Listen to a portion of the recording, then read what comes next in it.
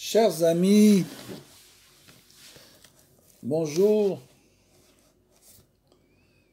Donc, nous allons commencer aujourd'hui une nouvelle série de cours, de commentaires sur les contes de Rabbi Nachman et Siporim Asiot, avec un nouveau commentaire qui s'appelle le Naharé à Farsemon. C'est en fait des commentaires extrêmement profonds, tirés du Likutei Halachot et du Likutei Moharan sur toute la Torah de Rabbeinu, l'interprétation de chaque Siporim Asiot. Chaque phrase est interprétée et dans ce livre, dans ces commentaires-là, on a une idée véritablement extrêmement précise de la Kavanah de Rabbeinu. C'est un livre qui est un livre ancien que j'ai trouvé et c'est vraiment quelque chose d'extraordinaire. Pourquoi ? Parce que Rabbeinu nous dirait que pourquoi les Siporim Asiot les comptent ? C'est pour Rabbeinu sa Torah la plus élevée. Comme on l'a dit, les Siporim Asiot, ce sont des lumières, des très très grandes lumières qui sont habillées dans la nature. Comme on a beaucoup parlé des habits, justement, ça s'habille dans la nature pour que nous puissions au moins, les raconter et les entendre, même si nous ne les comprenons pas. Vous allez voir dans les explications, c'est vraiment des explications qui nous ouvrent complètement la porte des Siporim Asiot. C'est la clé mamash des Siporim Asiot. Et pourquoi ça ? Parce qu'il écrit Rabbeinu que de même qu'une personne privée de lumière durant une longue période ne pourrait s'exposer de but en blanc aux rayons solaires, c'est-à-dire qu'après 2000 ans de galoute, nous n'avons pas la possibilité de recevoir la lumière, parce qu'on était dans la pénombre pendant 2000 ans. Ainsi, la personne ignorante de Torah ne peut s'en imprégner qu'à condition de la voiler préalablement, donc ça veut dire Siporim Asiot.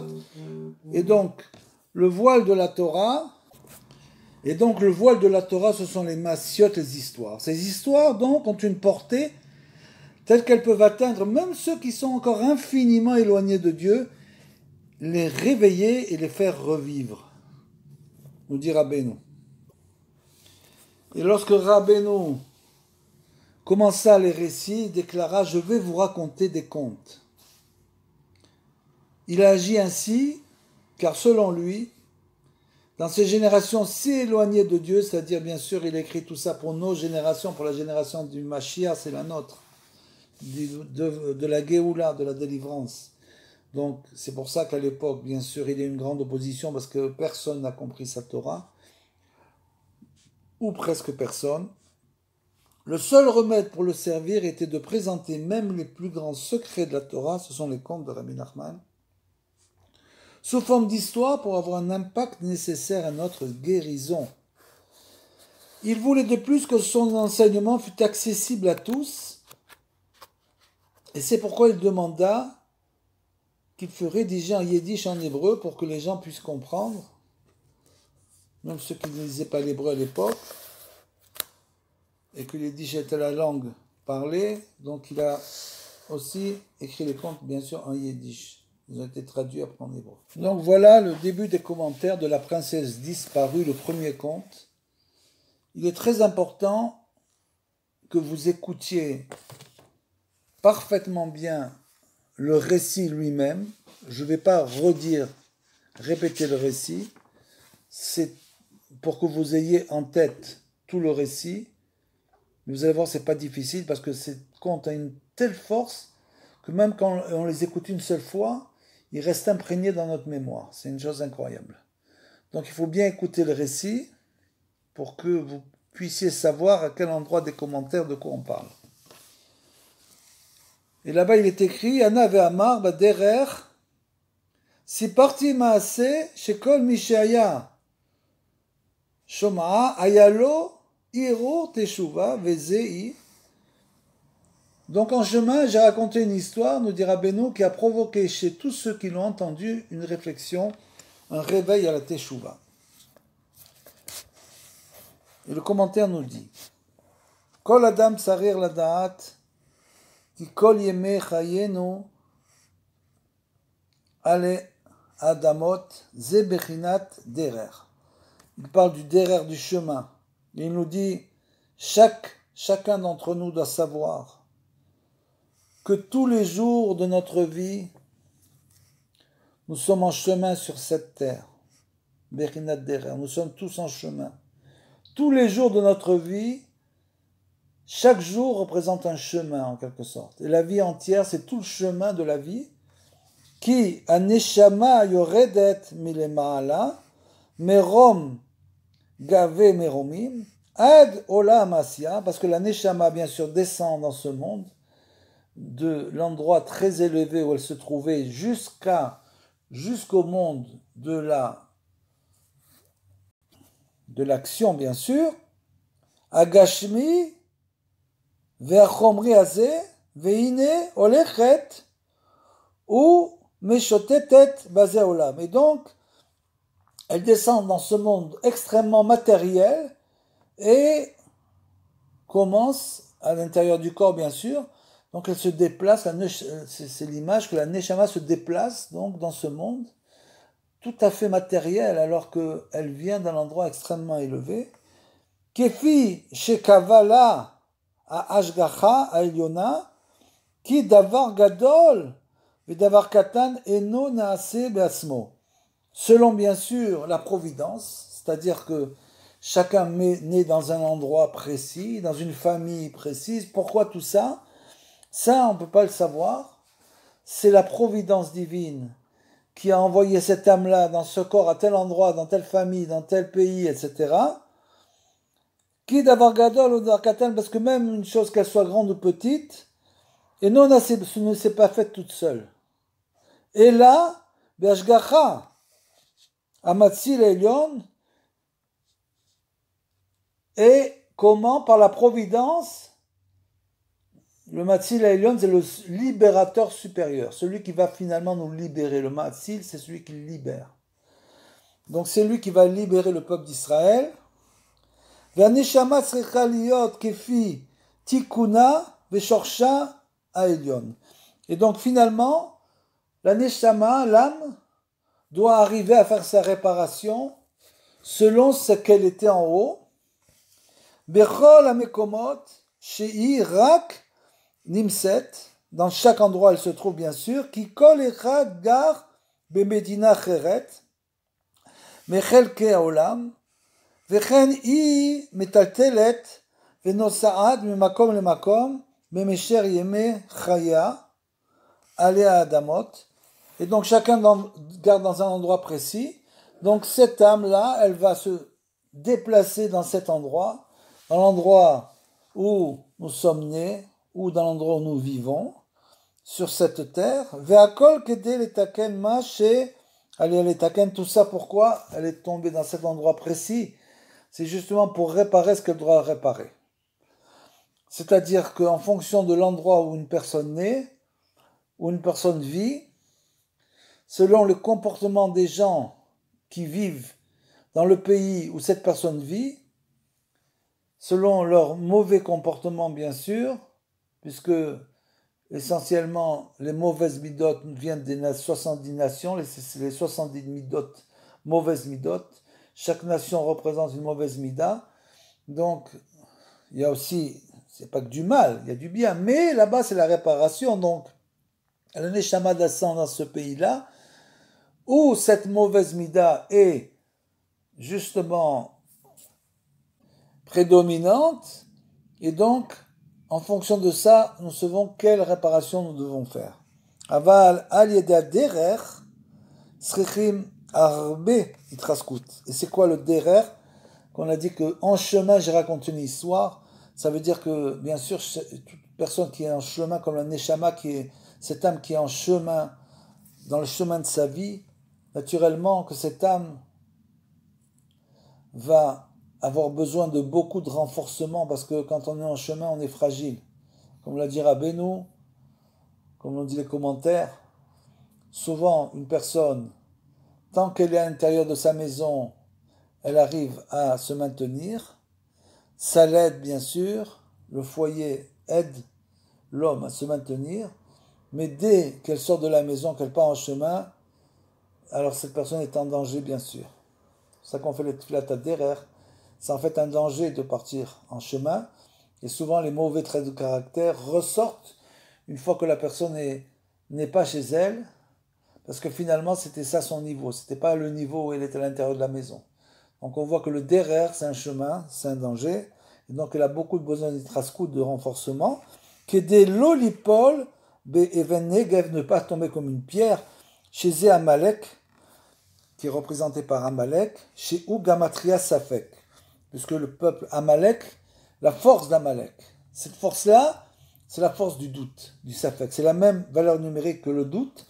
Donc dès l'instant où l'homme commence à douter sur les choses divines, bien sûr, et il ne veut que tomber dans le monde matériel, finalement il dit, finalement tout ça, ça ne sert pas à grand chose, moi je me lance dans les affaires, je me lance dans les affaires. Et malheureusement, tout ça c'est venu d'un doute de Amalek, Kamouva Vedivre Rabbeinu. Chez Réach l'Ipol, et donc l'homme, malheureusement, est obligé de tomber, c'est-à-dire que c'est une réalité que l'homme tombe et remonte, comme on l'a dit, et se remet sur les pieds. Bechinat ki sheva ipol tzadik vekam, comme on l'a dit, parce que le tzadik il tombe 7 fois et après il se relève. Chez eux, sauf fetevot Amalek, et comme on l'a dit dans un cours précédent, les sofetevot, les lettres finales de ce pasouk-là, de Michelet, de Shlomo Ameler, qui sheva ipol tzadik vekam, c'est-à-dire que 7 fois le tzadik tombe et se relève. Les sofetevot, les lettres finales, forment le nom d'Amalek, qui ou mapil et à Adam besfekot, parce que comment il fait tomber l'homme à force des doutes. Ayesh avaya bekirbenu im en, comme ils ont dit. Ils étaient dans des élèves d'Israël. Est-ce que Hachem réside au sein de nous? Vechoulou. Shezo agalut arigdola. C'est ça la plus grande galoute. C'est d'éliminer Hachem de sa vie. De se poser la question, finalement, est-ce que Hachem réside au milieu de nous? C'est la plus grande des galoutes. C'est la plus grande des galoutes. D'un autre côté, il y a aussi l'inverse. C'est-à-dire que les gens, comme j'ai entendu, qui, en quelque sorte, pour eux, c'est l'opium d'Hachem. C'est-à-dire que c'est comme un opium. Ils idéalisent tout au niveau d'Hachem. C'est tout est Hachem, Zrat Hachem sans arrêt, etc. Et ils vivent pas, ils ne voient même pas, ils n'arrivent pas à vivre. Ils ne voient pas la médecine dans laquelle ils vivent. C'est-à-dire qu'ils n'arrivent même pas à voir où ils vivent. Ils disent que Hachem les délivrera, etc., etc. C'est pas comme ça, c'est pas un opium non plus. Donc d'un côté ou de l'autre, il faut essayer de garder la voie du milieu et d'être ce qu'on appelle metziouti. C'est-à-dire qu'il faut bien observer la metziut, l'existence, la situation dans laquelle on vit, dans l'endroit où on vit, bien observer ce qui se passe et de tirer les conclusions au niveau aussi humain. C'est une chose simple, extrêmement simple. Et souvent, les gens qui sont ou des Baal Tshuva ou des religieux de longue date ont tendance à vivre cet opium de Hachem, c'est-à-dire que Hachem va nous libérer, etc. Et nous, on n'a rien à faire. Même ce pasouk-là, que Hachem lachem, aten tacharishon, c'est-à-dire Hachem il va se battre pour nous et nous, on se tait. C'est pas du tout ça l'interprétation du pasouk selon Rabbeinu. Donc, ça veut dire, dans tous les cas, il ne faut pas vivre dans la galoute. C'est-à-dire que la galoute, c'est de vivre sans Hachem, c'est la plus grande des galoutes. De sortir Hachem de sa vie, finalement, d'être efker, on est quelqu'un qui est abandonné complètement. Il s'est abandonné, il vit comme les nations. Ou bien, une autre galoute, c'est aussi de croire que tu n'es pas en galoute, bien que tu es en galoute. C'est-à-dire de dire, ouais, finalement, on ne regarde pas ce qui se passe, on ne regarde pas ce qui se passe dans le monde, ce qui se passe avec les Juifs dans le monde, et on vit une espèce de galoute, on idéalise donc les situations. Ukshe'adam nimsa ala derer, et quand un homme est en chemin, bien sûr, comme le dit Rabbeinu, nirnasim bo sfekot be'emuna, c'est-à-dire qu'il est dans une situation instable, à ce moment-là, il commence à avoir des doutes sur la foi, bien sûr, Rahman Islam. Ve'al ze srichim itraskut atsuma, la da'at er la lechet al derer azeh. Il faut donc se renforcer beaucoup pour savoir comment se comporter quand on est en chemin, puisqu'on a dit, la vie est un chemin. Donc, comment on doit se comporter dans la vie, dans le chemin de la vie? Umova b'divrei Rabbeinu Zal, derer ole pa'amim baki. Maintenant, ces commentaires-là sont des commentaires qui font un peu appel à la Kabbalah, à certains endroits. Donc, il y a des moments où je passerai sur les commentaires de la Kabbalah, mais il y a des moments où je lirai simplement, je vous lirai un petit peu ce qui est écrit, c'est juste pour essayer d'avoir une idée, pour nous aider à avoir une certaine idée, pour les expliquer. Tout ça, c'est bien sûr, c'est tout tiré du Likutei Moharan, donc après du Likutei Halachot, et donc c'est une réunion de toutes les Torahs de Rabbeinu. Donc c'est une chose extraordinaire, un travail monumental. Donc là, il nous dit, ça c'est bien sûr Likutei Moharan, Alochel Akalef, la Torah Vav, la 6e Torah. Là-bas, il écrit Derer Ole Pamaim Baki. C'est un des noms de Hachem. Baki, ça veut dire, comme il a dit, tu dois être Baki Ve'eshov, Baki Ve'alia, Baki Ve'eshov, c'est-à-dire que tu dois être spécialiste. En hébreu, le mot Baki, c'est quelqu'un qui est un expert. Un expert, on l'appelle le Baki. Shehu, Shem Kadosh Benora, c'est un nom divin extrêmement très très fort. Yichud Kusha Uberacha Ole B'Masria Avaya Elokim. Et donc, chez Ze Chavav Shem Avaya, Pevav Shem Elokim, Ubeachad Zebaki. C'est-à-dire que ce nom-là, c'est une réunion du nom transcendant, le Yud Kevavke, du nom immanent, Elokim de la nature. Vetsarir Sheyelo, Pamaim Baki, et l'homme doit avoir deux expertises, comme on l'a dit, chez Ole Derer, et c'est ça la chose extraordinaire, c'est que ce nom-là, qui est donc le Batki, c'est l'expert. Nous dit Rabbeinu dans tout l'Likutei Moharan, il doit avoir deux expertises. Une Baki Beratso, ve Baki Beshov. C'est-à-dire qu'il doit être expert, on l'a expliqué très souvent dans la Teshuvah, expert dans les montées. Quand il est en période de montée, il ne doit pas s'arrêter, il ne doit pas dire ça y est, je suis arrivé où je voulais arriver. Il ne doit pas s'enorgueillir en pensant que c'est ses mérites, c'est par ses mérites qu'il est monté où il est arrivé. Et que quand il est à ce niveau-là, il se dit maintenant ça y est, je suis arrivé où je voulais arriver. Parce que s'il fait ça, il va retomber. Donc il faut qu'il continue sans cesse d'avancer. Ne jamais arrêter d'avancer, même si c'est avancer un tout petit peu, continuer chaque fois, ne pas dire ça y est, j'ai trouvé ce que je voulais, je suis arrivé où je voulais arriver. Parce que c'est sans fin. Donc il doit être Baki là-dedans dans ses montées. Et Baki Beshov, il doit être Baki, expert dans les descentes, ne pas tomber dans le Yehush, dans le désespoir, quand il est dans une période de chute, et dire j'ai plus d'espoir, je ne pourrai pas m'en sortir, je ne vois pas comment je vais m'en sortir de cette situation, parce qu'il faut prier tout le temps, faire Idbo des doutes, bien sûr continuer notre avodat Hashem, quelle que soit la situation où on se trouve. Et il nous dit Rabbeinu Po, ici, que, dans l'Likutei Moharan, qu'en fait ce nom, qui est un nom divin, c'est un nom divin très puissant, 2 fois la valeur numérique de ce nom, Baki, comme on l'a dit, qui représente lui aussi une gamatria de Hachem Velokim, 2 fois ça équivaut à la valeur numérique de der de chemin. Donc vous voyez qu'il n'a pas dit le mot chemin en vain, Rabbeinu, c'était toutes ces cavanotes qu'il avait dans la tête quand il nous a dit qu'on est en chemin. C'est-à-dire en chemin, ça veut dire qu'on doit être sans arrêt expert dans les montées et les descentes. C'est ça le chemin de la vie. C'est sans arrêt des montées et des descentes. Ayenu, Shetzarir, Bekiu, Tatsuma, Ben Bealia. C'est-à-dire qu'il faut donc être un grand expert dans les montées. Tsarir, Sheyeda, Asher Avaya Elokim, Ayenu, En, Aoler, lo betov, c'est-à-dire il faut savoir que tout ça, ça vient de l'être de Hachem, qui est l'être immanent et transcendant, c'est-à-dire que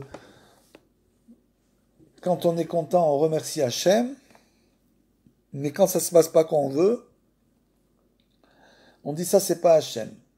Et là, de comprendre que c'est lui, Hachem ou Elohim, c'est-à-dire que l'être immanent, c'est lui qui provoque les événements, que ce soit les bons ou les mauvais événements.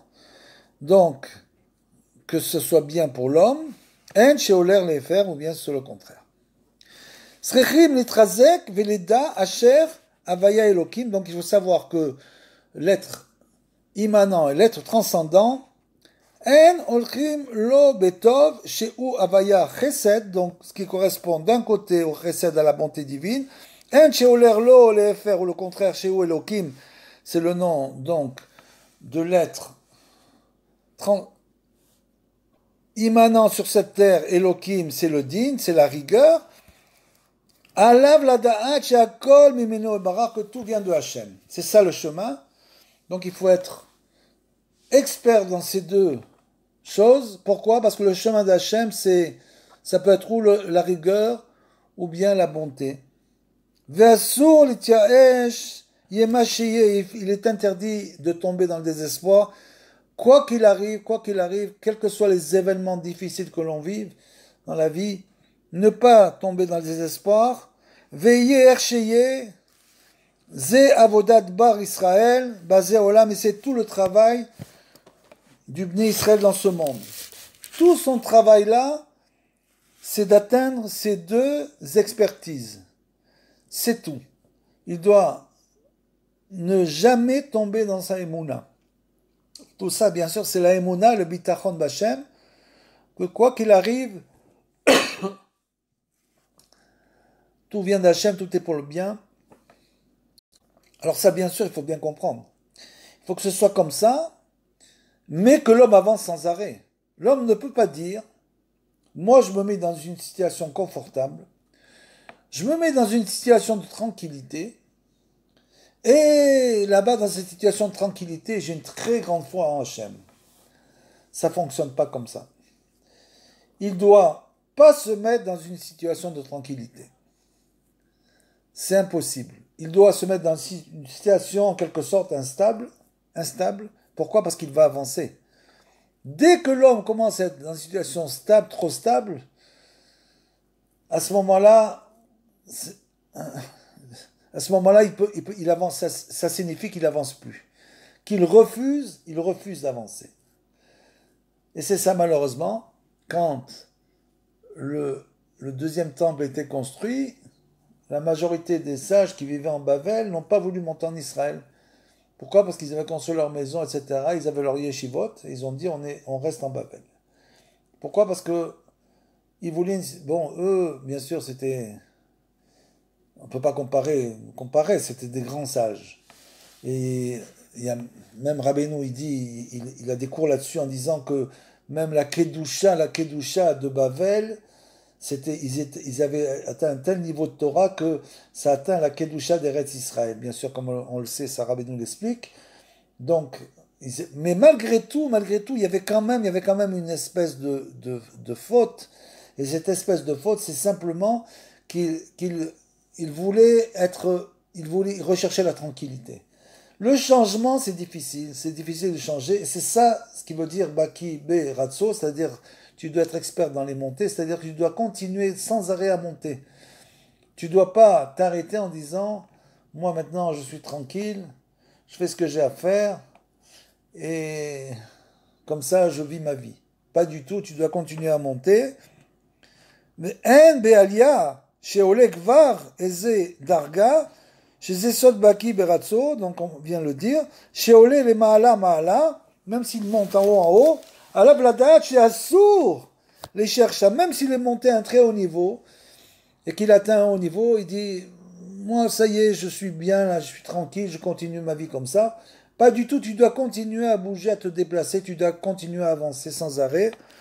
Et là, les italot od yoter, tu dois chercher des moyens de toujours avancer dans ta vie. Tu es obligé d'avancer dans ta vie. Tu ne peux pas rester à l'endroit où tu es. Même si tu fais des bonnes actions, c'est pas suffisant. Il faut que toi-même, il faut que tu te réalises. Ve'afilu shegam sham oved alav ma she'over, parce que c'est ça.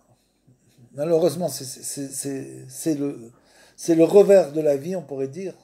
Et le revers de la vie, c'est dès que l'homme pense que finalement il est bien où il est tranquille, il n'a pas besoin de bouger, il n'a pas besoin d'avancer plus, il a une petite routine qui lui convient. Et malheureusement, même là-bas, nous dira Beno, Gamcha, même là-bas, il se passera ce qui se passera. C'est-à-dire que finalement, ça ne sera pas du tout tranquille non plus pour lui. Donc c'est comme ça la vie c'est un chemin. Donc il faut continuer à avancer. On est en chemin, il faut être en chemin sans arrêt.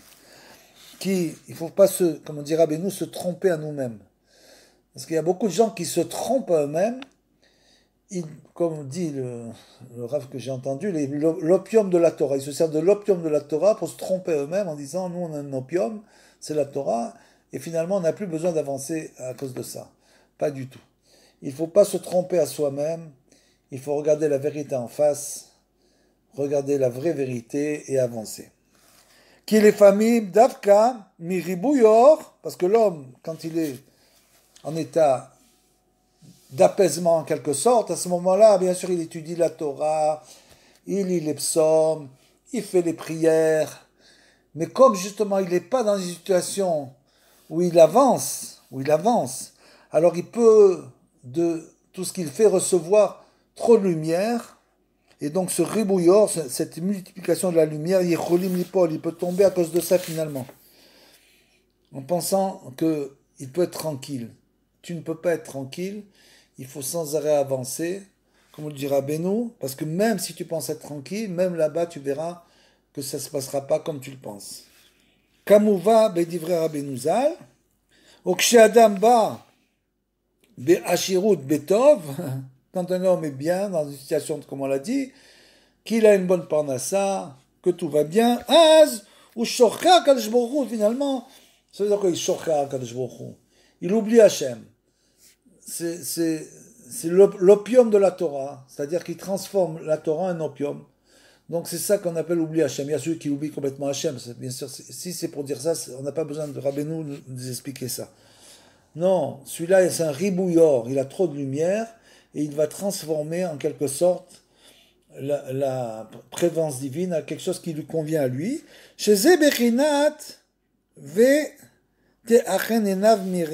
que tes yeux ne voient plus, mechamat shenitkarev beyoter el haor elokut, parce qu'il s'est trop rapproché. Vous voyez, c'est pas qu'il a oublié Hachem, il ne fait plus rien. Au contraire, il s'est trop rapproché de Hachem dans la situation où il était, en pensant que c'est bien, qu'il n'a pas besoin de bouger. Il reste dans cette situation stable, mais il veut se rapprocher d'Hachem. Non, il faut être en chemin. Il faut être en chemin. Ve'az aor make enav ou maziklo, et à ce moment-là, la lumière peut abîmer sa vision de la Torah, justement. Ce trop plein de lumière peut créer une défaillance. Kemosh kshe'adam mistakel be'etzem ha'shemesh, comme un homme qui regarde le soleil en face. Or ha'shemesh mazik l'enav, et on sait que la lumière du soleil abîme les yeux, bien sûr. Velachen, gam sham lemala, sarer liot baki, et même là-bas, il faut avoir cette expertise. Sheu avaya Elokim, ce qui correspond à Hachem ou à Elokim. Ou mikol sheken, et ça, on l'a dit, c'est des gamatriotes aussi qui correspondent à ce mot de baki. Sheu avaya Elokim, mikol sheken, kshe adam nofel, et a fortiori, parce que ça, c'est un peu un chidouche que nous dira Beno. Dans les montées, c'est un chidouche, c'est-à-dire que là-bas il y a du ribouille or, c'est-à-dire que tu peux tomber à cause du trop plein de lumière. Ça c'est un chidouche. Alors maintenant, parce que dans les descentes c'est plus simple à comprendre. Quand quelqu'un est en période de chute, alors il faut qu'il tombe dans le désespoir. Mais ça c'est aussi une grande Torah de Rabbeinu, parce que combien de gens sont désespérés, sont tombés dans le désespoir, parce qu'ils n'ont plus finalement, ils ont perdu l'espoir. Pourquoi? Parce qu'ils ne voient pas la solution. Il n'y a pas de solution. Il n'y a aucune solution. Pourquoi? Parce qu'ils n'utilisent pas la prière, bien sûr. C'est comme des gens qui disent, nous, on ne fait pas ça. Bien que ce soit une alliance spirituelle, par exemple, il y a une chose à faire, on ne le fait pas. Pourquoi? Parce que on voit pas comment est-ce qu'on peut arranger tout ça, comment c'est possible, comment, etc., etc. Donc, s'ils priaient, croyaient dans leur prière, bien sûr que si on croyait dans nos prières, on pourrait avancer, faire tout ce qu'on désire. On pourrait avoir tout ce qu'on désire dans la vie. Et c'est pas facile, c'est pas facile. Il faut les voies de Dieu, comme on dit, sont impénétrables. Il faut prier, prier, prier, prier, demander, demander, demander, ne pas faiblir, ne jamais être dans le désespoir, continuer de demander à Hachem. Il a lui des solutions que nous n'avons pas. Chez Zesov Baki, Beshuv, et donc comme on l'a dit, c'est celui qui est dans les descentes. Shafilu chez Yored, les Umka, à Teoma Rabba, même s'il descend au fond des enfers, celui-là, Alav l'itrazek, beyeter set, ou beyeter oz, bechol mine ofanim, sheba olam, lo leitiaesh, et même il est tombé complètement, il faut savoir qu'il a encore des moyens pour le sortir de là-bas, il ne faut pas qu'il désespère. Afilou nidmelo, kielu avda, mimeno tigva ve tochalato, c'est-à-dire que même si lui, c'est toujours la même histoire, on a l'impression que cette situation-là, on voit pas comment on va régler cette situation. Que ce soit dans les montées ou dans les descentes, on dit, nous, on voit pas comment est-il possible de faire cette chose-là, de régler cette situation.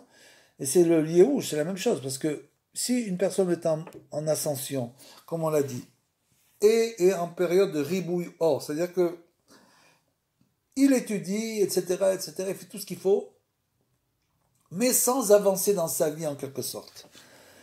À ce moment-là, il va recevoir du ribouilleur, un trop-plein de lumière, et pourquoi il ne bouge pas? Parce qu'il est dans le Yéhouch aussi, il est aussi dans le désespoir. Il a désespéré de pouvoir faire telle chose pour avancer. Donc c'est pour lui, il a désespéré. Il est aussi dans le désespoir. Comme celui qui est tombé, qui ne voit pas comment se sortir d'une telle situation, il va tomber aussi dans le désespoir. Dieu préserve. Im kolzot alav litrazek velo lipol bedato, il ne doit jamais faiblir. Des datos, ça veut dire quoi? Dans la connaissance de savoir que l'homme pourra faire ces choses-là. Il pourra se sortir de l'endroit où il est. C'est ça, l'ipol bedato. Il faut savoir qu'il ne va pas chercher, en quelque sorte, une chose qui va remplacer la chose qu'il veut faire, mais cette chose-là qu'il doit faire, il ne doit pas tomber dans sa connaissance et dans sa conscience, dans sa volonté de pouvoir la faire. Autrement, il tombera dans le Yéhouch, il tombera dans le désespoir. Et même s'il a l'impression d'avoir perdu son monde, il ne faut pas qu'il tombe dans le désespoir. Et là, Yeda, chez Gam Sham Nimsa Akadosh Baruch Hu, de savoir que même là-bas se trouve Akadosh Baruch Hu, Betsarer l'itrazek, ou l'itrazek, mais Ma'amad. Il doit se renforcer. Vezed derer, si parti massé, et c'est ça, quand nous dit Rabbeinu, en chemin, j'ai raconté une histoire, chez Kol Mishaya Shomat, Ayalo, Irore Tshuva, que tout celui qui a entendu cette histoire, il lui a un éveil à la Tshuva, qui bémet Kol Adam Bazé Olam, ou Sipur Maaseh Batzmo, parce que, dit Rabbeinu, chaque homme dans ce monde, en fait, est un Sipur Maaseh, c'est-à-dire que lui, il représente une histoire, chacun a son histoire. Une histoire vécue, bien sûr, qui Al kol echad over ma sheover, וכמו שאמר התנא הקדוש, וכל מעשיך בספר נכתבים, chacun a son histoire, et tout en plus est inscrit dans un livre, היינו בספר עליון, נכתבים כל מעשי אדם, là-bas toute sa vie est écrite dans un livre, והצדיק מעורר מהשינה, le tzaddik qui va nous réveiller de notre sommeil, en lui disant que ce sipur maaseh que tu lis là, tous ces Sipurim Maasiot, tous ces contes, sache que toi, tu es un acteur de ces contes. Tu es à l'intérieur, on est tous chacun d'entre nous sommes à l'intérieur de ces contes. Et à un moment donné, on va se retrouver, on va dire, ah là, tu vois, ça c'est moi, ça. On va se retrouver à l'intérieur des contes. Vekamuva bedivre Rabbeinu Zal, comme il est écrit, chez Alidé Sipurim Maasiot, Meoririm, mais Ashenat, grâce à ces contes-là, justement, ils nous servent à nous réveiller de notre torpeur, du sommeil dans lequel on était tombé. Qui a tzaddik megalé le kol adam, shekol inyano, le kol ma sheover alav, basé olam, parce que le tzaddik, avec son roi à Kodesh, il dévoile à travers ses contes, à chacun d'entre nous, il nous parle. Il nous parle à chacun d'entre nous, et il nous dévoile combien sa vie et tout ce qu'il passe dans la vie, Zesipour, les finalement, c'est une histoire, chacun a son histoire. Ve'akol, Kashur, ou Mechuba, El Kol, Aolamot, Aelionim, et tout ça c'est relié au monde d'en haut, bien sûr. Ne pas dire tout ça c'est le fruit du hasard. Il n'y a absolument pas de hasard, donc tout est relié au monde d'en haut. Valiedeze, Machnis, Bechol Echad, Iroet Shuvah, c'est comme ça, à la lecture des contes, qui va réussir à nous réveiller à la Teshuvah. Du fait que nous allons comprendre que nous sommes à l'intérieur des contes. Donc il va nous réveiller à la Teshuvah. Umeachar she mitvadalo shekol ma sheover alav nirtav besefer elyon. Et donc dès l'instant où un homme comprend que tout ce qu'il vit, tout ce qu'il passe dans cette vie est écrit en haut, venaase Siporot Torah, Shlema, et de là-bas on peut faire des livrets Torah en entier. Kacher Adam Shomé Azot, quand un homme entend ça, il dit quoi? Tout ce que j'ai fait, c'est écrit dans un livre. Ou Mitorer Meod Betshuvah, il se réveille à la Teshuvah et il dit alors il faut que je commence à réparer mes actions. Bien sûr, parce que si il passe sa journée, par exemple, comme on l'a dit au début, à faire des affaires, qu'est-ce qu'il va écrire dans son livre d'en haut? Il écrit toute la journée, il a passé la journée à faire des affaires. Au téléphone, il a passé la journée au téléphone avec ses clients. Toute la journée entière. Alors l'homme, il va se réveiller à la tchouva, il va dire, j'ai passé ma journée au téléphone, il faut que j'essaie d'étudier un petit peu. Il faut que je prie avec plus de kavana. Parce que là-bas, ce soit écrit, aujourd'hui, il a prié avec kavana, il a fait mincha, il a arrêté de travailler, il est allé faire mincha. Et là-bas, il a pris avec une grande kavana. Waouh! Qui ou eno rotse sheirtav alav besefer elyon beprate pratiot maasav, parce que lui, l'homme, s'il n'agit pas bien, il veut pas que tout ça soit écrit là-haut. Ve'al yedeze ou mitorer, et Betshuvah, grâce à ça, il va se réveiller en se disant quoi, tout écrit dans un livre, tout ce que je fais, c'est écrit. Alors il va dire, alors il faut quand même que je commence à me réveiller. Il faut que je commence à mettre des choses spirituelles dans ma vie. Ok, Nyan Shamru Rachamnu Akedushim, Ba Akatuv Lilematra, comme on dit les sages, ce pasuk là vient enseigner, chez Im Ye Adam Ose Mitzvah, Iye Ose Belev Shalem, chez Ilu Aya Reuven Yoda. Donc ça veut dire que si tu vas faire une mitzvah, alors maintenant tu vas la faire avec un cœur entier, comme on l'a dit, avec une kavana, une grande kavana. Parce que tu sais que tu finis le matin, tu vas mettre les tefilines, alors tu fais pas de manière machinale, tu fais la prière en pensant à autre chose, en regardant le portable. Tu vas prier, tu vas fermer ton portable et prier toute la prière avec une grande kavana. Donc, si l'homme sait que tout ce qu'il va faire c'est inscrit, chaque jour, à ce moment-là, il va se dire, il faut que je me réveille. Chez Elou, il y a Reuven, parce que si Reuven, il savait ça, Shakadosh Baruch Hu, Martivlo, Ve'ishma Reuven, Ve'atzelou, madame, que tout est écrit, alors à ce moment-là, il ferait ce qu'a fait Reuven, quand c'est écrit avec l'histoire de Yosef, il a entendu, il a pensé sauver Yosef de leurs mains, de leurs frères. Reuven avait la kavana, l'intention, justement, il s'est dit, dès qu'il a entendu ça, il dit, je vais le sauver. Vektafo aya molicho le aviv. Mais s'il savait que cette chose-là est inscrite dans un livre, dans le livre de la Torah, que ce qui s'est passé, alors non seulement il aurait eu cette pensée, c'est très bien la pensée qu'il a eue, mais il aurait pris Yosef tout de suite, et sur ses épaules, il l'aurait ramené à son père, devant les frères. Il aurait pris. Bon, comme il a oublié ça, que ça allait être écrit dans le livre, alors à ce moment-là, il a laissé ses frères les jeter dans le puits, et qu'est-ce qui s'est passé? Quand il est venu pour le sauver, il n'était plus là.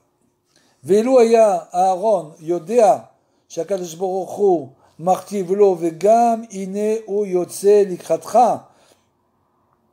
Et si Aaron savait, qui est écrit dans le livre, que quand Moshe Rabbeinu était devant le buisson, Hachem lui a dit, si toi tu veux pas parler, ben justement ton frère il arrive là, be tupim ou be mecholot aya yotze likrato. S'il savait qu'il venait voir Moshe Rabbeinu, pour qu'il lui dise maintenant c'est toi qui vas prendre la parole à ma place, alors il serait venu avec des chants et des chansons et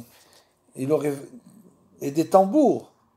רואים מזה שאם היה יודע אדם שכל מה שעובר עליו בזה עולם הזה סיפור שלם בספר עליון, donc si l'homme savait que tout ce qu'il fait dans ce monde c'est une histoire, chaque chose qu'il fait c'est une histoire complète qui est écrite dans un livre en haut, al yedeze basmo ou mitorer betchouva, il se serait réveillé à la tchouva, bien sûr, si on savait que tout ce qu'on faisait est écrit, naturellement qu'on se réveillerait à la tchouva, veshomer et asmo me'ayom, ve'ala bechol ma'asav, et il garderait à partir de cet instant toutes ses actions, ve'chozer betchouva, et ferait une vraie tosha, ve'dabek et asmo bo itbarach ve'even, et il serait en adhésion avec Dieu en permanence, bien sûr.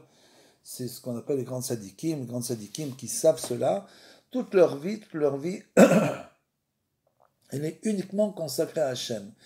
Ils s'effacent totalement devant Hachem, totalement. Ils n'ont pas en quelque sorte de moi. Il n'y a pas de moi, donc ils essayent de s'effacer totalement devant Hachem pour pouvoir se lier totalement à Hachem. Puisque le seul moyen de s'effacer, de se lier à Hachem véritablement, d'atteindre l'adhésion avec Hachem, c'est uniquement par l'humilité, l'effacement. Comme Moshe Rabbeinu était le plus humble des hommes, donc c'est par l'humilité qu'on arrive à s'accrocher à Hachem. Masé, bemelech echad, shayalo, shisha banim, ou bat echad. Alors, on commence donc véritablement ce conte. Et là, il nous dit, voilà une histoire, au début, c'est écrit, il était une fois un roi qui avait 6 fils et une fille. Amelerze, nous explique le commentaire à Beno, Amelerze, Meler Melachim.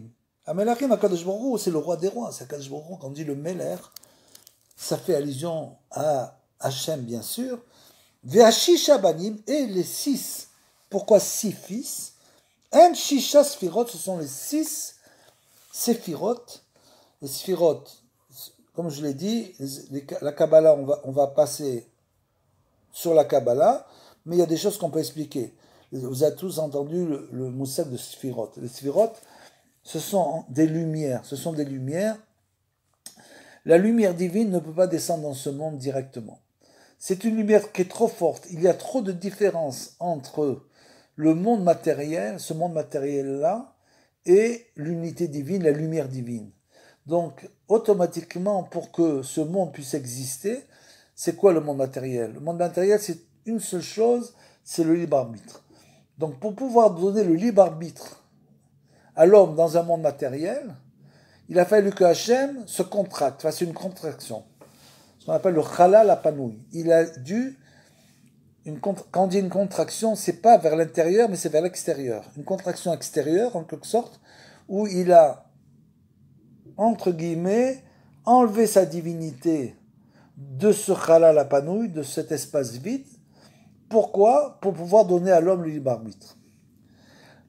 Pour que la lumière descende dans le monde, elle ne peut pas descendre directement. Elle est obligée de descendre, en quelque sorte, par des filtres. Ce pas des filtres, ce sont des filtres lumineux en quelque sorte, comme on dirait des pierres précieuses.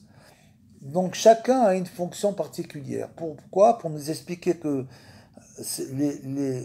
tout ça, c'est les midot d'Akadosh Baruch Hu. C'est en quelque sorte les traits de caractère d'Akadosh Baruch Hu dans ce monde, pour que nous, on ne peut pas accéder à la divinité. À Hachem, on ne peut pas l'accéder. C'est comme si tu regardes le soleil en face.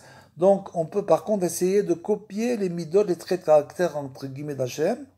Et donc, ces filtres lumineux sont divisés en 10. Parce que 10, c'est l'unité. 1, 10. Comme il y a 10 commandements, il y a les 10 sphirotes. Et donc, les 6 sphirotes, les 6 fils, ce sont les 6 séphirotes qui sont Chesed, Gevura, Tiferet, Netzah, Od, Yesod. Donc, il y a les 3 premières qui sont Keter, Chochma, Bina. Keter, c'est une sphira qui n'appartient qu'à Hachem, c'est la couronne. Donc, c'est le niveau le plus élevé de Keter. C'est le monde de l'émanation, c'est un monde très élevé où nous n'avons pas accès. Seulement les très grandes sadikim peuvent approcher ce monde-là. Après, il y a Chochma, Bina, c'est-à-dire la connaissance et bien sûr, la bina, c'est-à-dire le discernement, comment tu vas faire passer la connaissance dans ce monde, qui sont aussi le remez, l'allusion à l'homme et la femme. L'homme, c'est la chokhma, c'est lui qui étudie, c'est lui qui doit faire descendre la lumière dans ce monde, c'est lui qui reçoit la lumière.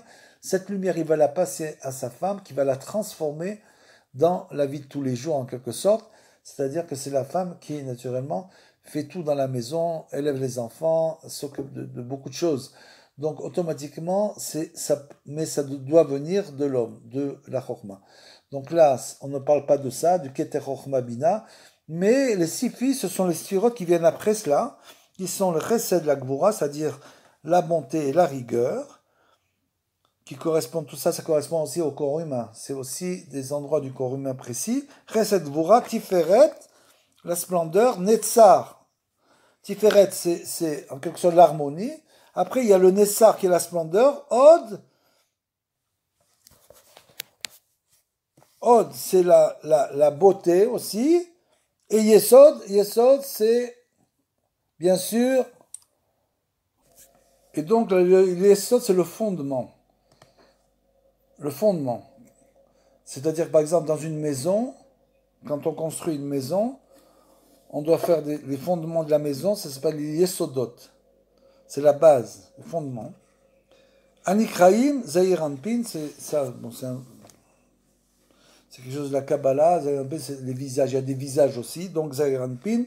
Shebaem, Akadosh Baruch Hu, Manig et Olam. C'est comme ça qu'Akadosh Baruch Hu, à travers ses filtres, en quelque sorte, il arrive à diriger le monde à travers cela. Ki en besod shisha sidri mishnah, et tout ça c'est quoi? Ça correspond les 6 fils aux 6 chalakim, c'est-à-dire aux 6 parties de la Mishnah, shisha sidri mishnah, aklulim be sheshet yemi achol, qui correspondent aux 6 jours de la semaine.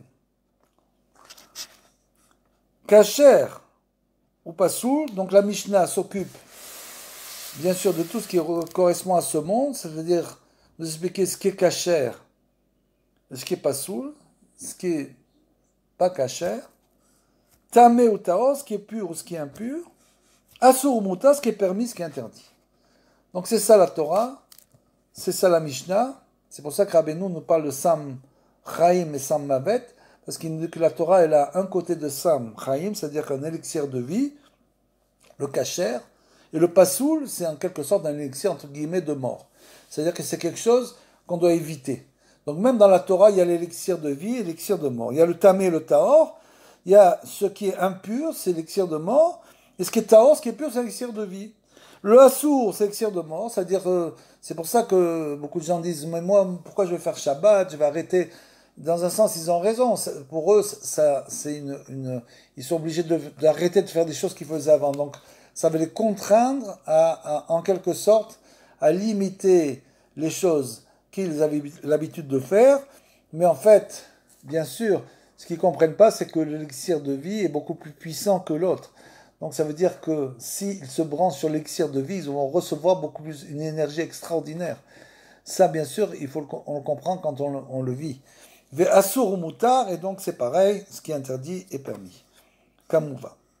Mais an dekra.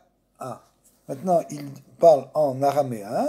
Donc là, je passe. Donc les 6 fils aussi correspondent, on a écrit, aux 6 parties de la Mishnah, et aussi, comme il est écrit, Kitikine Eved Ivri, aussi à la fonction de Eved, de l'homme qui est l'esclave de ce monde. Kitikine Eved Ivri, qu'est-ce qu'il est écrit là-bas? Il est écrit Shesh Shanim Yavodi, il travaillera 6 jours, 6 ans. Et la 7e année, il sera libéré. Donc ça veut dire que là, ça veut dire que le C6 correspond aussi à la forme de l'homme qui prend la place de l'esclave du travail, l'esclave de ce monde. Et après, il est écrit Ubat Achad Zo Sod Atfila. Et il avait une fille, comme il est écrit. Il était une fois un roi qui avait 6 fils et une fille. Qui c'est cette fille? C'est, nous dit Rabbeinu, c'est le secret de la prière. Malchut. Ça correspond à la 7e séphira, puisqu'on a dit il y a les 3 premières en haut, il y a les 6 du milieu, et il y a la 7e en bas. Ça fait 10 sphirotes. Et la dernière, c'est la Malchut de la royauté. On va expliquer en détail qu'est-ce que c'est cette Malchut. C'est la fille, qui correspond à la prière, nous dit Rabbeinu. Chez Klulot Ba Kol Asphirot, et qui contient, puisque elle, c'est le Kéli de réception, c'est celle qui se trouve plus en bas. Donc, en quelque sorte, c'est elle qui reçoit toute l'énergie de toutes les sphirotes, et donc elle va recevoir toute l'énergie de ces 6 sphirotes. Ve Ota Abat Aïta Chashuva Be Enav Meod, et il est écrit là-bas que cette fille était pour le roi, était en quelque sorte son trésor, c'était très important pour lui. Pourquoi une fille? Parce que lui c'est le roi, donc l'homme est plus attaché en quelque sorte entre guillemets à ses filles qu'à ses fils. Donc c'est le roi lui-même qui avait une fille, une seule unique, une fille unique et 6 fils. Donc il avait beaucoup d'amour pour cette fille. Qui est celle à Kadosh Baruch Hu, mais autre Chaviva Tfila. Pourquoi? Pour nous dire tout ça, pour dire à Benoît que pour Kadosh Baruch Hu, la Tfila, la prière, c'est quelque chose de très très important. Kema Amarzal, Amar Kadosh Baruch Hu, Avu Zerim de Tfila, comme les sages enseignaient. Hachem dit, faites très attention, soyez très circonspect dans votre prière, faire très attention à prier comme il faut. Chez En Lecha Mida Yafa Imena, parce qu'il n'y a pas de chose plus belle que la tefila, nous dit Hachem. Ve'afilu En Adam Kedai La'anot Chesed Ani Ese Imo Ve'i Tfila. Et même si une personne ne mérite pas en quelque sorte qu'on lui réponde, qu'Hachem lui réponde, Hachem, il dit, même si toi tu viens prier, parce que quand on dit la prière, on pense tout de suite mincha, shacharit. Non, c'est pas ça. C'est la kavana qu'on va mettre dans la prière, l'intention qu'on met dans la prière. Donc si l'homme prie avec intention et demande quelque chose à Kadosh Baruch Hu, même s'il n'est pas méritant, Hachem dit chesed ani seimo, je lui fais un chesed, zet tfila, et c'est ça la tfila, c'est le fait qu'il puisse prier, je vais lui répondre. Besod batra de malka kamova. Et donc il est écrit par la suite dans le conte, cette fille lui était donc très chère, il l'aimait beaucoup, et il était souvent en sa compagnie. Aya me aveva beyoter, pourquoi?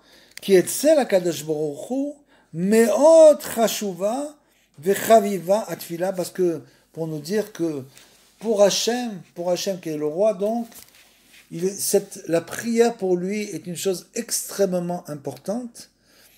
Anikreet Batra de Malka, c'est comme si c'était Bata de Malka, c'est la fille du roi, c'est la prière. Af Shanachash Shemakfirot ve Apikorsiut Roim Rotzim Litgaber al Adam. Tout cela, sachant bien sûr que le serpent et toutes les kfirot et Apikorsiut, bien sûr tous les réuniments divins et toutes les mauvaises actions, bien sûr, Rotzim, l'Idgaber à la dame, veulent toujours prendre le dessus sur l'homme. Ou les balbel auto, les bilboulim, comment est-ce que l'homme tombe? Tout simplement, il a l'esprit embrouillé, il ne voit plus clair. À un moment donné, l'homme ne voit plus clair. C'est pour ça que Rabbeinu nous dit, quand tu es dans cette situation de chute, quand tu perds la clarté de ton esprit, à ce moment-là, que tu n'as plus la force même des fois de prier ou de faire des psaumes ou d'étudier la Torah, tu, tu as même oublié ce qu'il fallait faire. Tu as même oublié ce qu'il fallait faire pour t'en sortir. Il te dit, alors assieds-toi et attends. Regarde. Ne fais rien. Parce que si tu vas faire quelque chose, ça sera certainement une mauvaise action. Donc essaye de faire, de t'asseoir, de ne rien faire, de rester là. Parce que pour l'instant, le Yetzer Hara, il t'a complètement embrouillé l'esprit. Au point que tu ne sais même plus ce qu'il faut faire pour t'en sortir. Donc dans ces instants-là, Bilboulim, que le Yetzer Hara, il fait des grands Bilboulim. In kolzot ou mitgaber betfila. Si l'homme, à cet instant, pense juste une chose, à crier à Hachem, à prier et crier à Hachem de le sortir de cette situation. Il ne sait plus quoi faire, il ne sait plus. Donc il faut simplement crier et prier à Hachem de sortir de la situation, parce que des fois, même ça, on oublie. Même s'il pense à ça à cet instant, ou Bakasha et là, Barar, il demande à Hachem, Zemeot Chaviv Be'enav Idbarar, pour nous dire que même dans ces situations difficiles, c'est une chose extraordinaire pour Hachem de voir quelqu'un qui souffre, qui est complètement perdu, mais qui va quand même faire une fila, une petite prière, demander à Hachem de l'aider. Veaya, Meshashea, Ima, Meod, et, comme on l'a dit, cette fille-là, en quelque sorte, il jouait avec elle tout le temps, il aimait beaucoup, il était souvent en sa compagnie. Ki HaKadosh Baruch Hu Meshashea im kol divur bedivur sheba Israël medaber imu. Parce que HaKadosh Baruch Hu, en quelque sorte, il prend plaisir à chacune de nos paroles, Idbara, qui basait ou mamshir et Shrina ozo Idbarar le mata. Parce que c'est grâce à ça, justement, à ces paroles-là, que Hachem peut continuer, c'est-à-dire que nous sommes le Kéli, la Malchut. La prière, c'est donc la Malchut, c'est le Kéli, c'est l'instrument qui va permettre de faire descendre la divinité dans ce monde.